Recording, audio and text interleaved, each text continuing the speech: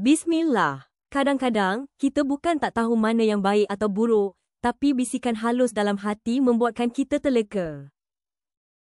Itulah kerja syaitan, menipu dengan halus, memperindah dosa, dan melemahkan iman. Nabi Yusuf sendiri pernah diuji dengan godaan yang sangat berat, namun baginda diselamatkan oleh Allah dengan doa yang penuh keikhlasan dan keteguhan iman. Sebelum kita teruskan, tekan butang subscribe dan sertai Sinar Syurga, tempat kita belajar doa-doa perlindungan agar hati kita tetap bersih, kuat dan jauh dari bisikan syaitan.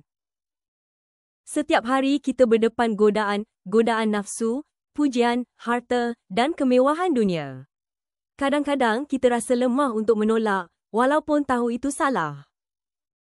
Inilah yang pernah dialami Nabi Yusuf ketika digoda oleh isteri pembesar Mesir. Namun baginda memilih takwa, bukan nafsu. Kerana hanya Allah yang mampu menyelamatkan hati manusia. Dalam saat paling genting itu, Nabi Yusuf memohon perlindungan dengan doa yang singkat, tapi penuh makna dan kekuatan. رب السجن أحب إلي مما يدعونني إليه وإلا تصرف عني كيدهن أصب إليهن وأكن من الجاهلين. رب السجن أحب إلي مما يدعونني إليه وإلا تصرف عني كيدهن أصب إليهن وأكن من الجاهلين.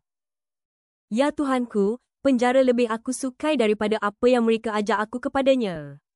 Dan sekiranya engkau tidak hindarkan tipu daya mereka daripadaku, tentu aku akan cenderung kepada mereka dan termasuk orang yang jahil. Subhanallah. Doa ini menunjukkan betapa Nabi Yusuf lebih memilih kehormatan dan iman berbanding kenikmatan dunia yang sementara.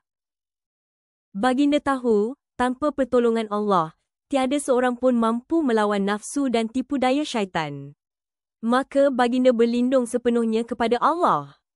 Bacalah doa ini setiap kali hati terasa goyah. Sama ada ketika berdepan godaan, kemarahan, atau bisikan jahat yang mendorong kepada dosa. InsyaAllah, doa ini akan menjadi perisai hati yang memelihara kita daripada jatuh ke dalam perangkap syaitan.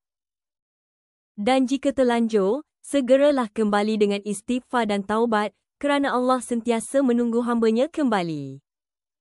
Syaitan tidak pernah berhenti menyesatkan manusia, tapi Allah juga tidak pernah berhenti membuka pintu taubat.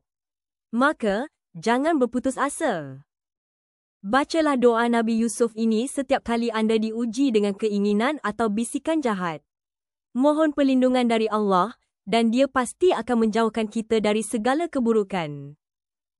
Jangan lupa untuk subscribe dan aktifkan loceng notifikasi. Di Sinar Syurga, setiap doa adalah benteng yang melindungi hati dan jiwa kita. Ya Allah, lindungilah kami dari godaan syaitan dan kuatkan hati kami untuk menolak maksiat. Amin.